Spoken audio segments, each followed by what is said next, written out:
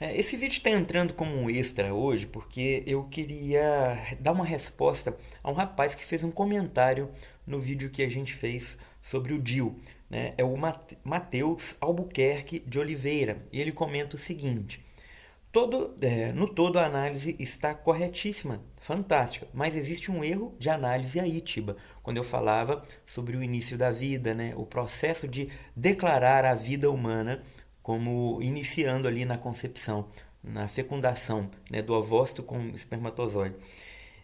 No meu vídeo eu falo isso e o Matheus vem dizer o seguinte, que é um erro de análise, e diz mais: não é por causa da existência do microscópio que se chegou à conclusão de que a vida começa a partir do embrião, mas a lógica é filosófica. Aqui é interessante porque eu disse, que o início da vida ele começou a ser declarado, né, ele não começou a ser declarado, ele começou a ser estudado, né, a embriologia ela começa a partir da sensibilidade dos microscópios, né, a partir daí, né, começa-se o estudo para se definir com mais exatidão sobre o início da vida humana. Antes disso, não se tinha uma evidência cabal científica a respeito do início da vida. Era tudo eram especulações, obviamente, porque não se tinha um aparelho, um mecanismo de se observar com mais detalhes. Tanto é que Santo Tomás de Aquino dizia que a vida começava um pouco mais tarde, né? Então houve um erro aí, depois a igreja vai entender, opa, não. Obviamente, Tomás de Aquino, ele não tinha um microscópio, ela não tinha como analisar uma célula, né? Era impossível com o que ele tinha. Então ele chegava a essa conclusão. Todas as posições, seja do santo, seja de quem for, quando é uma posição a respeito de um tema científico, ele fica aberto, né? Por exemplo, sei lá, vai que um santo declarou aí que a Terra é plana e se descobre depois que não é. E qual que é o problema disso? Nenhum. E ao contrário, né? Um que declarou que a Terra é esférica e se descobre depois que é plana. Só um exemplo aqui, né? Qual que é a importância disso?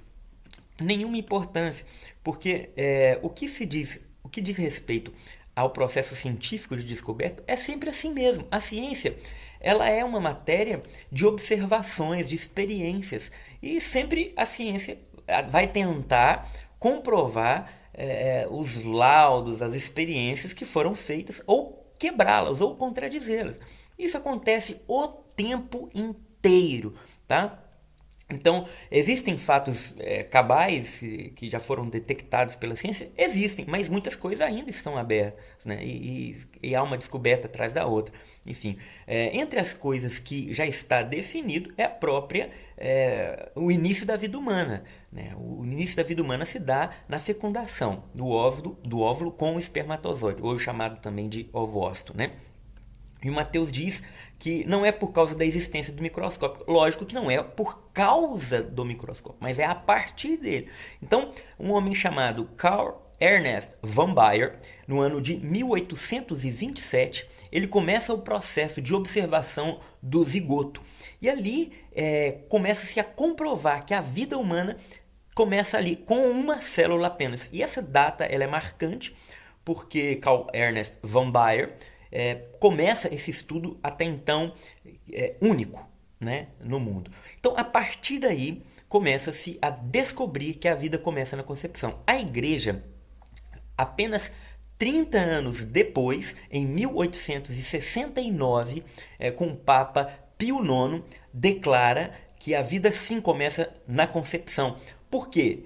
A partir dos estudos de Carl Ernest von Baer, a partir do microscópio, aí sim, né, a partir do microscópio que conseguiu observar mais detalhes sobre a célula, né, o Papa então declara porque a igreja passou 30 anos estudando o processo e com seus cientistas também, né, para ter certeza, não, de fato, então a vida começa ali, então declara, a vida humana precisava ser protegida desde o momento da fecundação, porque existem várias evidências científicas que provam que o embrião fecundado, o óvulo fecundado, ele não tem nada além, substancialmente nada além para ser formado, né, além do que ele já possui, né? A diferença de um embrião ali, de uma semana e de um homem adulto é apenas a alimentação e o tempo, né?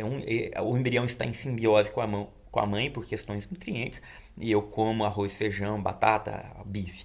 Né? E a questão do tempo também, ele tem 2 semanas, ele tem 5 dias e eu tenho 38 anos. Essa é a diferença substancial sobre as duas coisas. Então, ali na célula já tem toda a herança genética dele, todas as características, né? Ele vai precisar da mãe no sentido de ambiente, né? Ambiente e nutrição. Mas ele não mais depende da mãe para formar nada nele. Tudo que ele já é, tudo que ele já tem, está ali. E o Mateus, ele se equivoca aqui. Ele foi muito respeitoso, viu, na posição dele. Mas foi importante ele falar isso porque muita gente está equivocada também e pensa dessa mesma forma. Porque houve 39 likes, né, e um comentário falando, muito bom, Mateus. A Mariana Miranda falou, muito bom, Mateus.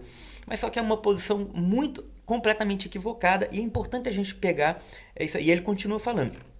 Não é a partir do microscópio, é a partir é uma questão, é uma lógica, a lógica é filosófica, né? Não, aqui não é uma lógica filosófica, porque você contradiz a própria lógica filosófica quando você diz o seguinte: um embrião é uma vida porque ele se torna um ser humano. Não. Então ele não é uma vida porque ele se torna um ser humano. Ele já é um ser humano. Ele não se torna um ser humano, né? E todo ser humano já foi um embrião. Não. O embrião é ser humano. O ser humano não foi embrião. Porque você vai falar então que um embrião, pensando assim, não é um ser humano. Então o ser humano sou eu agora, que já fui um embrião. Não, o embrião já é ser humano. Então o Mateus se equivoca aqui. O embrião não se torna um porco ou uma bactéria, mas sim uma pessoa. Não, ele não se torna uma pessoa, Mateus. Ele é uma pessoa que já está ali, uma vida humana, tá? Já é uma pessoa com alma espiritual, não se torna. Não é uma questão filosófica neste sentido, né? De potência. Você coloca a questão filosófica não como ato, mas como potência. Não. O embrião humano é vida, é ser humano e é alguém em ato, não em potência. Em potência é o espermatozoide e o óvulo, né? E não é ser humano. Mas o embrião fecundado é um ser humano em ato. Esta é a questão filosófica, né? Porque se fosse por causa de uma análise microscópica, qualquer um poderia concluir que o embrião não passa de um amontoado de células, o que de fato não é. Mais uma vez, ele se equivoca, né? E confunde as coisas, né?